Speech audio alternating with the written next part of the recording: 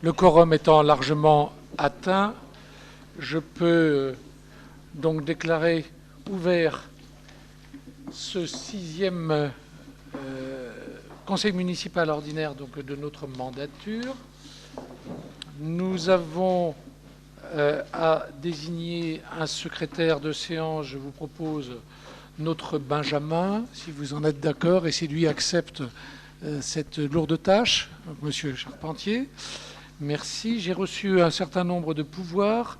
Le pouvoir de Monsieur Édouin à Monsieur Perrier, de Madame Libersat à Madame Parpaillon, de Madame Bourguignot à Madame Sureau et de Monsieur Devoix à Monsieur Nolot. Nous avons à approuver deux procès-verbaux de conseils municipaux. Vous n'en avez eu qu'un sur vos ordres du jour. En fait, si vous en êtes d'accord, on rajoutera celui du 20 juin, qui a été l'élection des grands électeurs, au moins de leurs suppléants, et donc celui du 10 juin. Sur ces deux comptes rendus, avez-vous des remarques à faire? Non. Donc je les considère comme adoptés. Nous allons commencer, si vous le voulez bien, par une motion de soutien. Donc c'est l'Association des maires de France qui a demandé à l'ensemble des collectivités, que ce soit mairie ou communauté de communes, de soutenir leur action pour alerter solennellement les pouvoirs publics sur les conséquences d'une baisse massive des dotations de l'État. Je vous rappelle que l'Association des maires de France a comme adhérents la quasi-totalité des communes et des communautés de communes, qu'elle n'est absolument pas partisane, puisque vous avez comme président quelqu'un qui est plutôt centre-droit, comme premier vice-président, M. Pélissard, pardon, pas M. Pélissard, c'est le président, M. Léniel, donc, qui est ancien ministre socialiste, donc il n'y a pas de question de couleur politique, c'est vraiment pour l'intérêt des collectivités, et il m'a semblé intéressant donc de pouvoir répondre à cette demande qui a été faite et qui donnerait donc la motion suivante. Les collectivités locales, et en premier lieu les communes et leurs intercommunalités, risquent d'être massivement confrontées à des difficultés financières d'une gravité exceptionnelle. Dans le cadre du plan d'économie de 50 milliards d'euros qui sera décliné sur les années 2015-2017, les concours financiers de l'État sont en effet appelés à diminuer. De 11 milliards d'euros progressivement jusqu'en 2017, soit une baisse cumulée de 28 milliards d'euros sur la période 2014-2017. Vous avez une erreur de frappe. Voilà. Dans ce contexte, le bureau de l'Association des maires de France a souhaité à l'unanimité mener une action forte et collective pour expliquer de manière objective la situation et alerter solennellement les pouvoirs publics sur l'impact des mesures annoncées pour nos territoires, leurs habitants et les entreprises. L'Association des maires de France, association pluraliste, forte de ses 36 000 adhérents communaux et intercommunaux, a toujours tenu un discours responsable sur la nécessaire maîtrise des dépenses publiques. Aussi, elle n'en est plus à l'aise pour dénoncer cette amputation de 30% de nos dotations, quels que soient les efforts entrepris pour rationaliser, mutualiser et moderniser l'action publique locale. L'Association des maires de France prévient que les collectivités ne pourront pas absorber une contraction aussi violente de leurs ressources. En effet, la seule alternative sera de procéder à des arbitrages douloureux affectant les services publics locaux et l'investissement du fait des contraintes qui limitent leur levier d'action. Rigidité d'une partie des dépenses, transfert continué des charges de l'État, inflation des normes, niveau difficilement supportable pour nos concitoyens de la pression fiscale globale.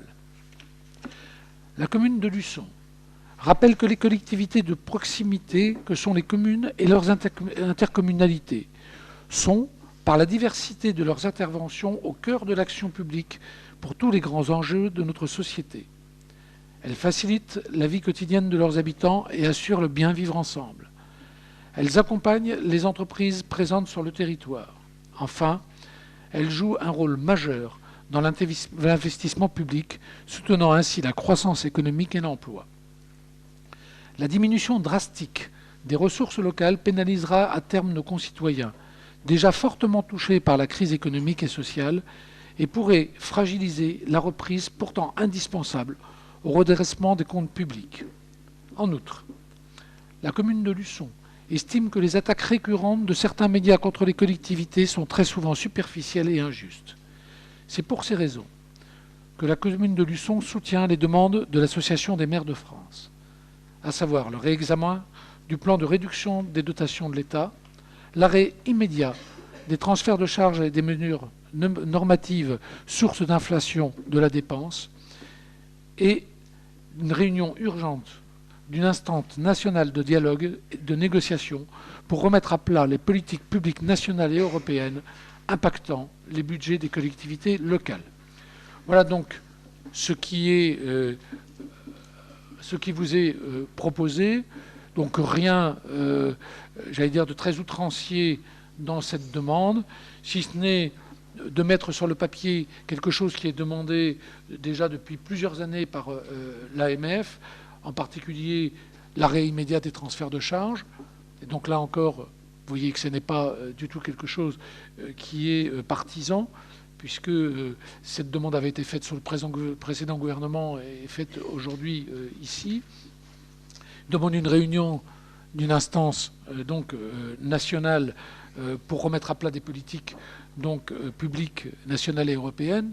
Je pense que ça c'est plutôt dans un sens positif, parce que s'il est vrai qu'il faut qu'on fasse des efforts, il ne faut pas le faire avec le couteau sous la gorge et avec des conditions qui pourraient mettre les collectivités dans des situations telles que on aurait du mal à remplir notre rôle, et surtout notre rôle dans le développement de notre pays.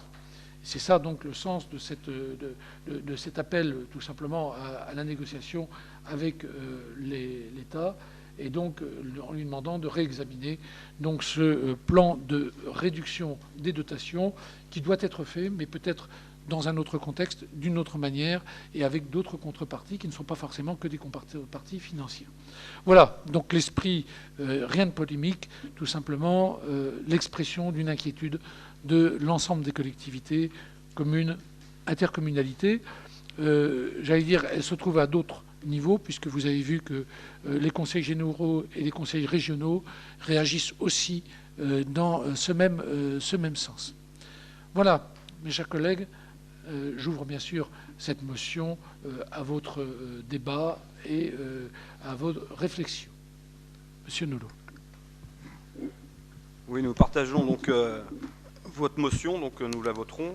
J'ai été vérifier le communiqué de presse de l'AMF, donc ça se rapproche très fortement de cette motion. Donc nous allons la voter. Le seul petit hic pour nous, c'est le passage sur les médias. Je ne vois pas trop ce que vous voulez dire par l'attaque des médias, si c'est sur Luçon, si c'est sur les collectivités en général. Et deuxième point, j'aimerais juste savoir si on a des estimations, bon pour 2014 on le sait, mais pour les années à suivre pour Luçon. Oui, alors il y a deux questions. Le premier sur les médias. Si vous voulez, ça aussi l'AMF vient dessus, c'est pas exclusivement pour Luçon. Les médias mettent souvent, pointent souvent du doigt les communes, les communautés de communes, particulièrement, un peu moins les départements et les régions, mais sur, par exemple, des choses qui ne sont pas comparables avec l'État. Je veux dire tout simplement qu'on mettrait souvent en cause les collectivités locales qui sont tenues d'avoir un équilibre budgétaire, qu'on pointe du doigt les collectivités locales en pointant du doigt le fait qu'elles participent à l'endettement national. Mais je rappelle que, comme elles sont obligées d'avoir un équilibre budgétaire, elles sont obligées derrière d'avoir les capacités de pouvoir rembourser leurs endettements. Donc ça n'a rien à voir avec ce qui se passe aujourd'hui au niveau de l'État. Et cet amalgame qui est fait entre les deux donne une image très négative donc des collectivités locales par rapport à l'État. Et c'est ça que l'on veut dire. Quelquefois, il serait bien que les médias puisse faire la différence entre ce qui se passe au niveau de l'État, avec des déséquilibres budgétaires, et ce qui se passe au niveau des collectivités locales, qui sont dans un tout autre cadre. Et le travail qui est fait par les collectivités locales est un travail qui, budgétairement, est quelque chose, globalement, quelque chose de tout à fait louable, remarquable et équilibré. Donc il ne faut pas mélanger les choses. La Maison France a des difficultés, que les collectivités locales y participent d'une manière ou d'une autre, c'est tout à fait logique, mais qu'on ne pointe pas la faute sur des collectivités qui ont été des bons élèves par rapport à ceux qui ne l'ont pas été. C'est ça que ça veut dire. À un moment ou à un autre, il faut tout simplement renvoyer les responsabilités à ceux qui sont responsables de ce qui arrive aujourd'hui. Voilà, c'est tout. Sur les prospectives pour la ville de Luçon, oui, nous avons des prospectives, bien entendu, et Dieu merci. Nous aurons l'occasion d'ailleurs d'en reparler au moment donc, des débats d'orientation budgétaire, etc. Je peux vous dire aujourd'hui que autant j'avais intégré dans les prospectives budgétaires que j'avais faites les premiers efforts qui nous avaient été donnés, je n'avais pas forcément intégré le deuxième effort donc, sur la partie donc, qui intéresse jusqu'à 2017, parce que ça a été annoncé après les élections. Donc, bien entendu, il faudra faire avec, il faudra regarder comment c'est réparti, et je pense que justement, si jamais il y a une réunion d'instance nationale qui regarde un peu cette répartition, peut-être qui tout simplement la réétale et qui met en avant que des communes de 10 000 habitants, des communes de 1000 habitants face à des grandes collectivités comme des villes de 100 000 ou 200 000 habitants, les impacts ne seraient pas les mêmes parce que les moyens financiers initiaux ne sont pas les mêmes, feront qu'il y aura peut-être une répartition qui sera demain tout à fait acceptable. Ce qui est gênant aujourd'hui, c'est que vous avez raison, il faut faire de la prospective financière. Comment faire de la prospective financière quand on ne sait pas comment on va demain avoir les ressources que l'on va avoir. Les uns et les autres, on est tout à fait d'accord, on l'a écrit d'ailleurs tous dans nos promesses électorales, de ne pas augmenter la pression fiscale auprès des citoyens. Il faut tenir coûte que coûte là-dessus. Mais si jamais on nous met derrière des handicaps qui sont handicaps qui n'étaient pas prévisibles, il y a un moment ou un autre, oui, on n'augmentera pas les impôts, mais on sera obligé de faire des choix qui sont des choix douloureux, pour la population et pour la croissance.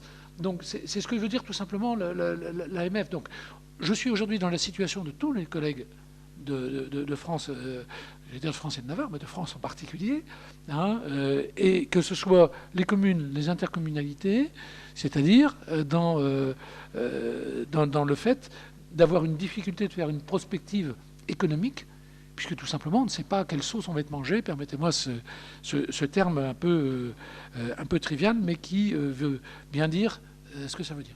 Voilà, j'ai répondu à vos questions. Donc merci.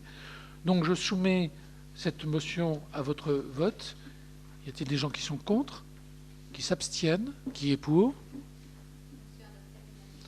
Donc à l'unanimité, je vous en remercie. Nous allons passer donc à la première délibération de ce Conseil avec une décision modificative.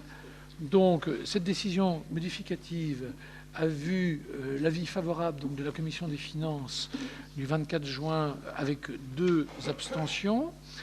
Je vous la reprends ici. La première chose que l'on peut regarder, c'est donc sur le 73 et le 74. Donc vous voyez une attribution de compensation de 190 861,90 €, dotation de solidarité urbaine de 9 335 € et une dotation nationale de péréquation de 58 788 €. Ces montants sont des montants qui ont été notifiés après le budget primitif.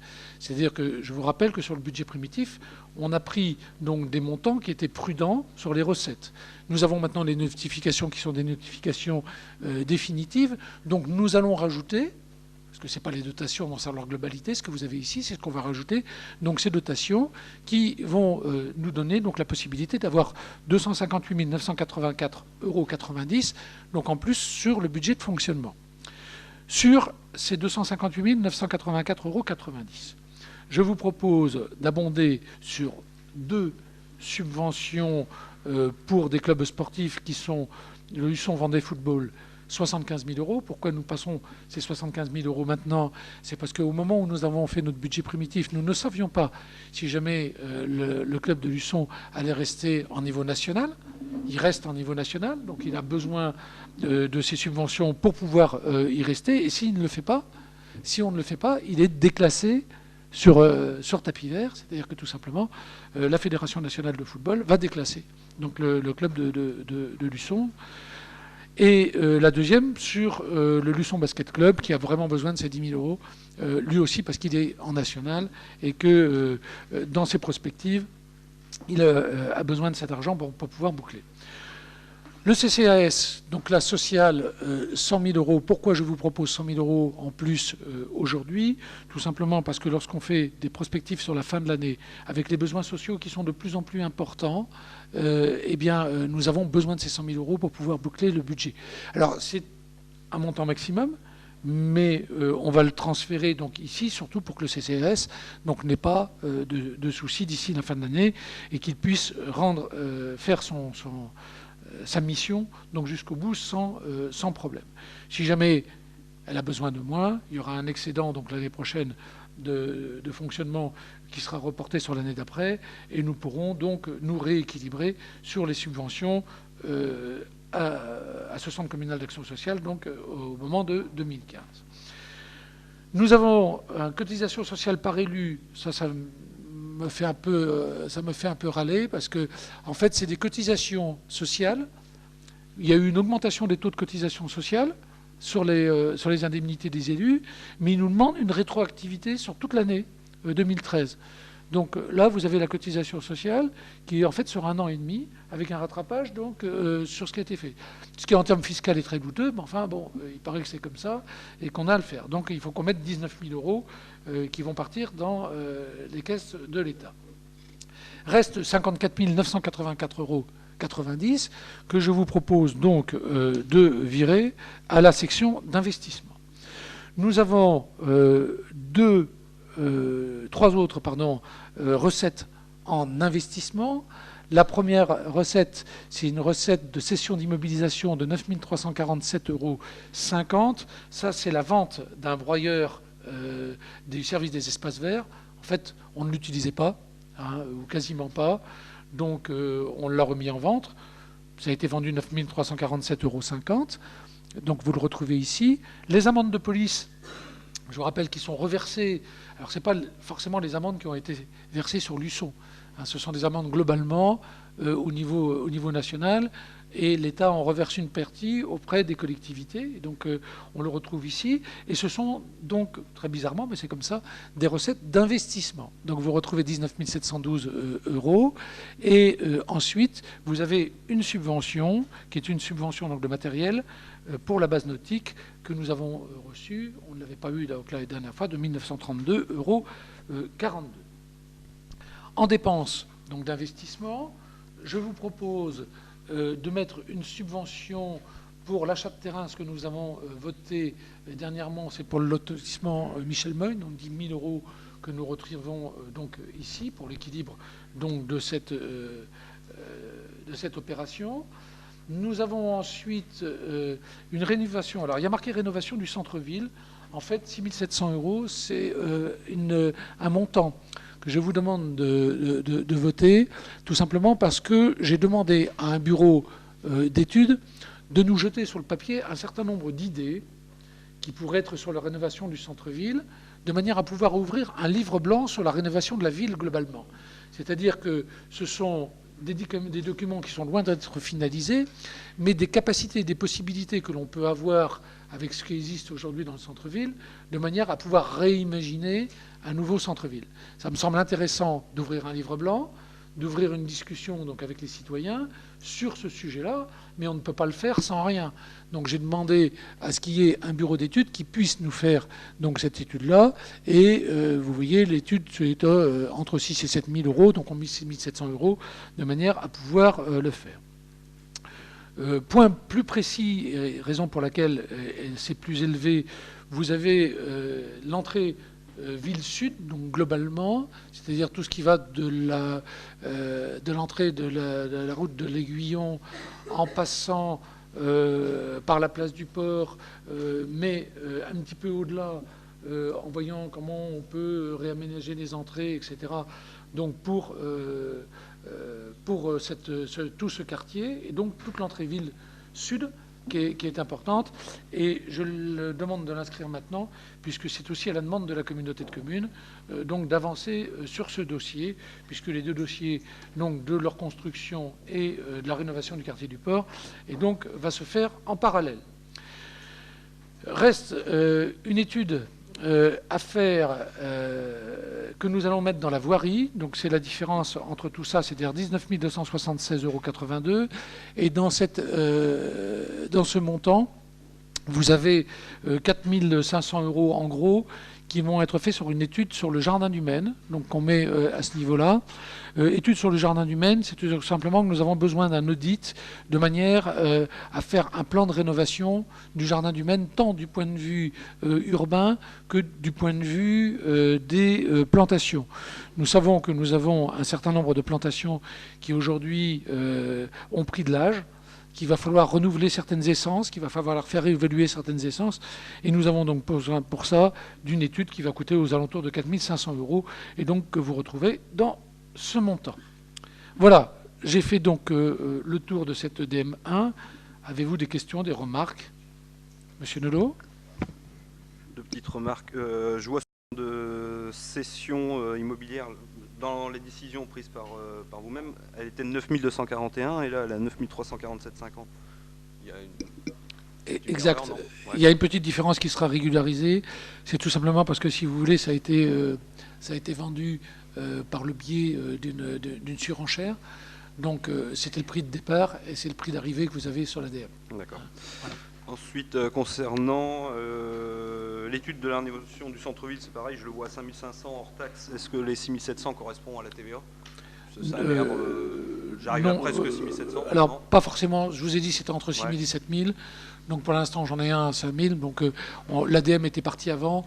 Donc bah, ça fera tout simplement un surplus sur ce montant-là. D'accord. Et dernière question, c'est pour l'étude de l'entrée ville sud à 50 000 €. Dans mes souvenirs, il me semblait qu'il y a moins de 2 ans, on avait déjà fait une étude à 35 000 € pour l'aménagement de la place du port. Alors je voulais savoir, cette étude, quelle différence par rapport à celle d'il y a C'est très complémentaire. Donc si vous voulez, on a fait une première étude qui était une étude de la capacité d'implantation donc de la future piscine intercommunale donc ici. Et là, il s'agit des aménagements tout autour. Il y a eu, si vous voulez, quelque chose de dessiné donc globalement. Donc là, ici, il s'agit de redessiner donc beaucoup plus finement ce qui va se passer donc dans la partie sud, la liaison qui va exister entre le Marais et puis la place du port. Tout ce qui est affinement du stationnement, voilà, tout ce qu'il y a autour, tout ce qu'on fait lorsqu'on réaménage un quartier où il faut une étude plus fine pour que derrière l'architecte puisse travailler. Donc si on a mis 50 000, c'est qu'en règle générale, on sait à peu près combien va coûter donc cette rénovation, et c'est en règle générale un pourcentage donc du coût final de l'opération. C'est bon? Ok, donc je le soumets à votre vote. Y a-t-il des gens qui sont contre? Qui s'abstiennent? Qui est pour? Alors 22 voix pour, 6 abstentions. Je vous en remercie. Nous allons passer à une première subvention qui est pour un club sportif, mais qui concerne la foire exposition. Donc c'est la... Pardon, j'en ai oublié une? Non, c'est celle que je viens de passer. C'est bon, Daniel. Tu l'as mis à voter? Ah, d'accord. Subvention aux associations, comités, foires, expositions et Vélos Club. La parole est à Madame Parpaillon. Merci, Monsieur le maire. Vu le Code général des collectivités territoriales, vu la délibération en date du 10 juin 2014 accordant une subvention d'un montant de 16 000 € au comité de la Foire Expo, Vu l'avis favorable de la Commission des Sports du 20 juin 2014, vu l'avis favorable de la Commission de la Culture du 23 juin, vu l'avis favorable de la Commission des Finances du 24 juin 2014, ayant entendu l'exposé de son rapporteur, le Conseil municipal, après en avoir délibéré, diminue la subvention accordée au comité de la foire Expo de 1 000 €, portant ainsi le montant de sa subvention à 15 000 €. Accorde une subvention complémentaire pour le Vélos Club de 1 000 €. Ceci, bien sûr, a été entendu conjointement avec le président de la foire Exposition, monsieur Roland Buton. C'est pour une question de TVA. Voilà. Des remarques, des questions? Non, donc je le soumets à votre vote. Y a-t-il des gens qui sont contre? Qui s'abstiennent? Qui est pour? Unanimité, je vous en remercie. Troisième délibération, frais de scolarité pour l'accueil des enfants des communes voisines dans les écoles primaires. La parole est à Madame Reculot. Merci, Monsieur le maire. Vu le Code général des collectivités locales, vu la loi 2009-1312 du 28 octobre 2009, tendant à garantir la parité de financement entre les écoles élémentaires publiques et privées sous contrat d'association lorsqu'elles accueillent des élèves scolarisés hors de leur commune de résidence.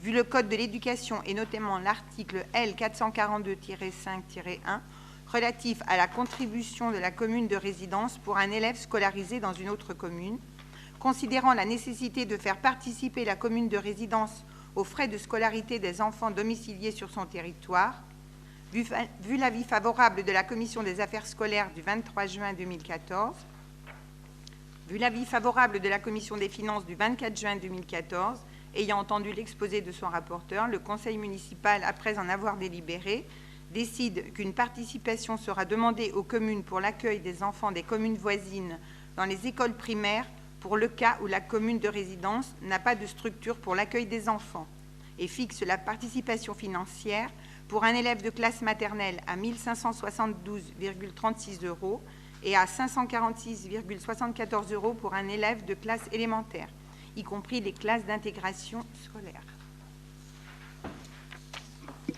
Voilà, comme je le disais au moment de la commission des finances, c'est quelque chose qu'on prend toutes les années, sauf que cette fois-ci, nous avons mis le coût réel de ce que coûte un enfant dans nos classes maternelles et élémentaires. Voilà. Bon, en règle générale, on réclame l'argent, on ne le voit jamais, mais enfin, bon, on va le faire quand même par principe. Si, il y a quelques-unes, avec lycée. Mais il y en a, si, j'exagère, il y a quand même quelques communes qui nous le reversent. Voilà, des remarques ou des questions? Non, donc je le soumets à votre vote. Y a-t-il des gens qui sont contre, qui s'abstiennent, qui est pour? À l'unanimité, donc je vous en remercie.